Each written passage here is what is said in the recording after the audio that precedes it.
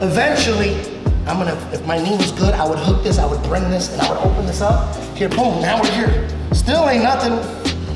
He's trying to get up, boom. And that little by little, I might be here for us. I might have to start all over. And then boom, now I'm here, and then I'm here. And then little by little, boom, then we're here. That felt nice. Teaching a rubber guard class at downtown headquarters. Yeah. Awesome. Yeah. Good to see you. How you doing? Good. Sure.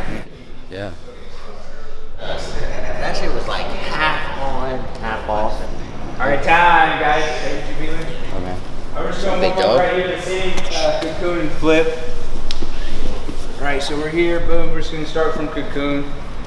We're gonna foot on the hip, fall to our right, and catch. And we're not even gonna take the overhook out. We're just gonna go right back up to it. All right, so let's try that. Ready? Yeah, so we're starting from cocoon. We got an underhook and an overhook. Yeah, and you're sitting up ear to ear, right here. Yep.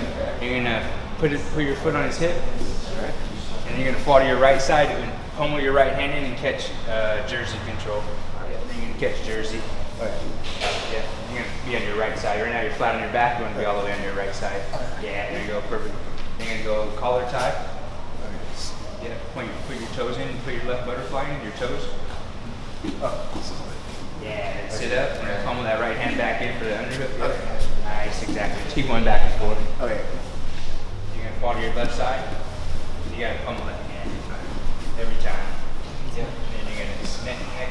Now you're gonna control his neck and go back up.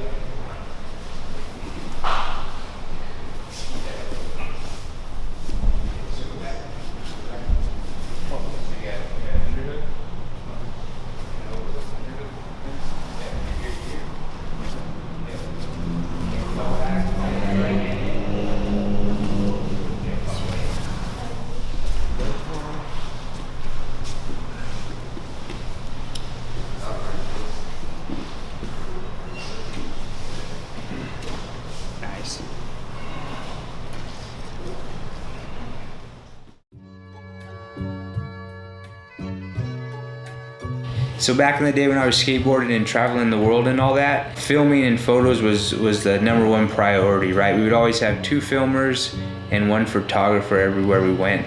But with jiu-jitsu, I noticed that usually the film quality is pretty damn low, you know, especially at like IBJJFs. Of course, unless it's like EBI or Polaris or something like that, because most of the IBJJFs aren't filmed at all.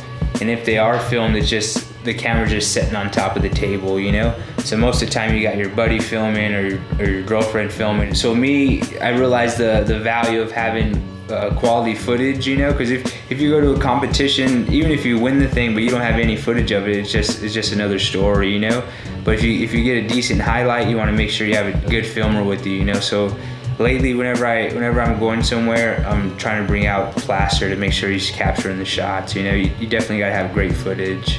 The whole point of the game, in my opinion, is competing, you know what I mean? And when you're competing, you want to have quality footage, you know? And with quality footage, you can promote yourself on social media and all that, and try to get bigger and better matches, and that's going to help guys that are trying to make a living, whether it's seminars or building a reputation. So when you open up a school, or if you already have a school, it's gonna help solidify your reputation, you know? From day one, pretty much my goal's been to beat high-level guys with rubber guard, you know, or 10th planet moves, you know, or unorthodox moves. I'm always looking for highlight reels, pretty much, you know. Like, so IBJJF, I'd rather have 1 highlight or 2 highlights, you know, get 8th place or something, versus, you know, like 4 boring matches, winning by points or advantage and just stalling out, you know? So me, a lot of times during IBJJF, I'm losing by points. I don't think I've ever won on points, you know, I'm never really even ahead on points, you know what I mean? I'm always just playing a submission game just like I play in the gym all the time, you know? I feel like I want to have firepower just from everywhere, you know, or be dangerous from everywhere, even if it's a bad spot. Always having the threat of a submission is a big part of my game. If you're a jiu-jitsu fan but you haven't yet trained and you're just a fan of it and you're thinking about getting into training, I would just go to 10thplanetjj.com and search locations. And of course, the odds are there's a 10th Planet somewhere near you, you know? I think there's about 100 and something worldwide right now and growing daily.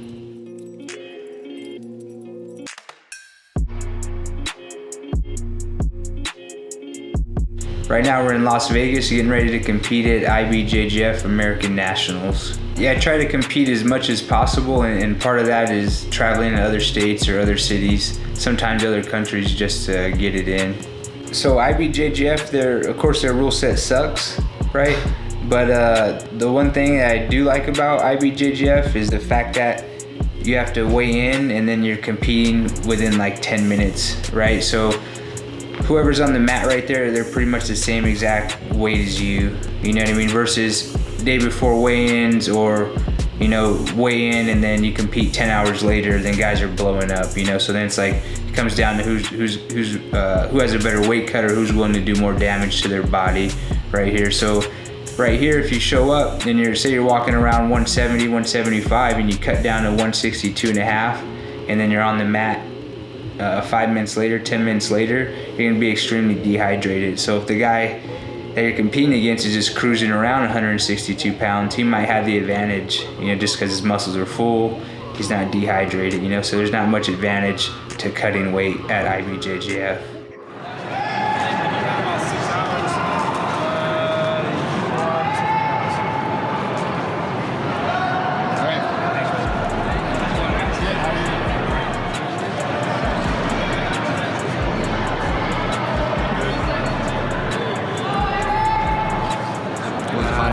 I think 61.2, but I think this one is like a pound. So you're good? You know, it's like a whole pound in there. You know, and so but on that, it's a pound difference on these two scales. Hydrate. Do you need to warm up before your match, or are you good?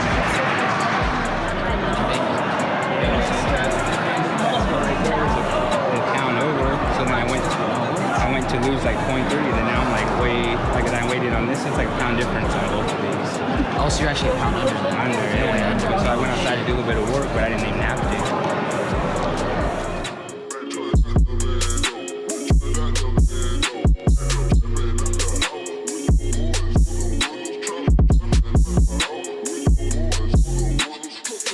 So at blue belt, I started working a side control triangle with like a rubber guard variation. It looks like I'm kind of going mission control or playing rubber guard from side control. It's called the fly trap.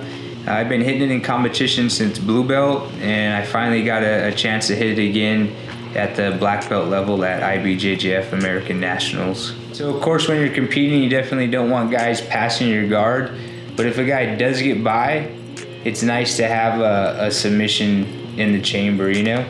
So this submission it's kind of unorthodox. So most guys, once they pass, they're gonna take traditional side control, because that's usually what you're supposed to do. But with this submission, you could be doing everything just right, and the next thing you know, my foot's in front of your face and I'm looking for a triangle.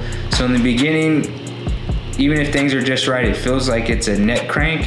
But if my forearm's right on your neck, then there's a good chance you're gonna go out if you don't tap. So a fly trap is definitely that Hail Mary submissions. It's kind of like an onside kick or something. You don't want to let a guy pass your guard to hit it, but if a guy does pass your guard, then it's definitely great to have that option.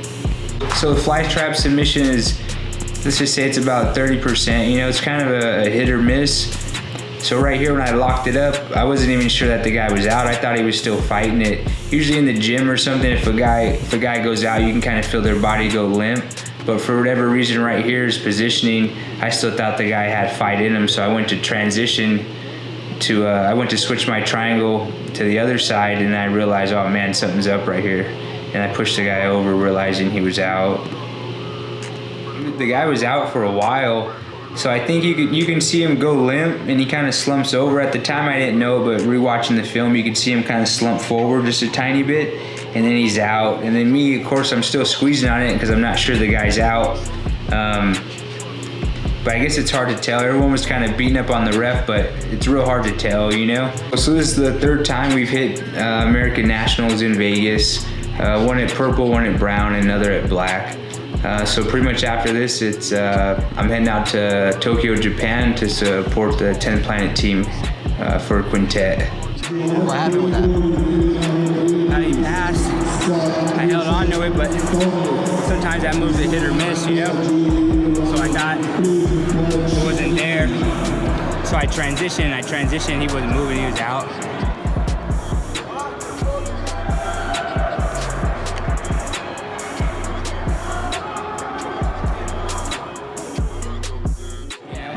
Like everything you only get once, like guys aren't gonna make, you're not gonna, a lot of times you don't get 2 shots at something, you know, so you just gotta be, not only on point at the gym, but you gotta be ready, like, your timing's gotta be ready at that moment, you know, or else it shit don't work.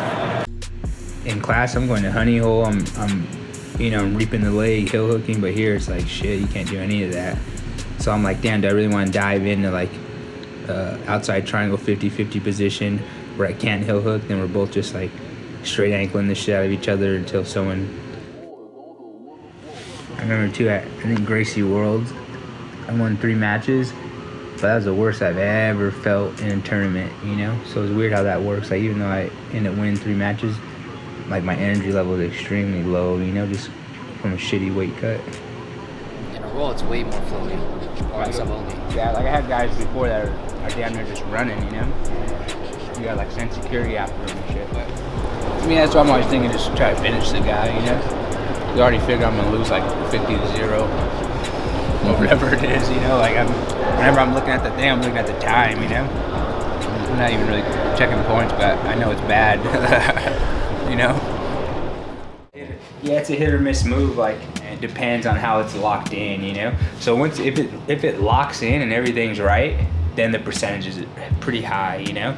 But initially throwing that foot in and making sure this is right on the neck, that's when it kind of, you know, that's when you know right away, like, fuck. A lot of times I'll throw up, I'm like, man, it's not right there, and I'll just hold the position just to try to salvage it, maybe look to recover or something. But if you throw in and things are right, then it's like, all right, shit, we'll figure it out, we'll find out shortly, you know. And there's a lot of other positions where guys go out and right away, you just feel it go limp, you know. But I thought he was still in it until I transitioned. Good thing I transitioned, man. He might be taking like a little bit of damage, you know. But I transitioned. Once during the transition, I could feel like there wasn't that reaction because the switch kind of fell apart, and I'm like, usually it doesn't really fall apart. The guy kind of like that, but I was like, oh shit, he's out, you know. Originally, I didn't notice, or I would have let off right away, you know.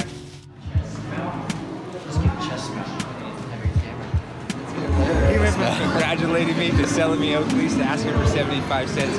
Hello, how's it going? He's like, hey man, how's it doing? Congratulations. I'm like, all right, let me talk to you for a minute. I thought maybe he was there or something. And he's like, hey man, you wanna buy some Oakleys? I'm like, no. He's like, you got 75 cents? Like, that's a big trend. That's a bit. Like, I got this Rolex. Like, you sure it's real? Like, nah, I'm all right. Hey man, you got a quarter I could have? Like, Big ass arms. She's strong. She's jacked. She was in your bracket. Oh shit. That's like a Mackenzie Dern. I fake an injury. TRT. So right now I'm going to go over a fly trap submission. It's pretty much a triangle from side control that I've been working since blue belt. I just recently hit it at IBJJF American Nationals in the adult black belt division and put a guy out with it. So if she passes guard right here, if she's playing traditional side with a gable grip, right? I'm not going to start framing out right here. I'm just going to let her get tight, right? And right away, I'm cupping the inside of my knee. What's your website? It's 10planetsantabarbara.com. Yep. Cool.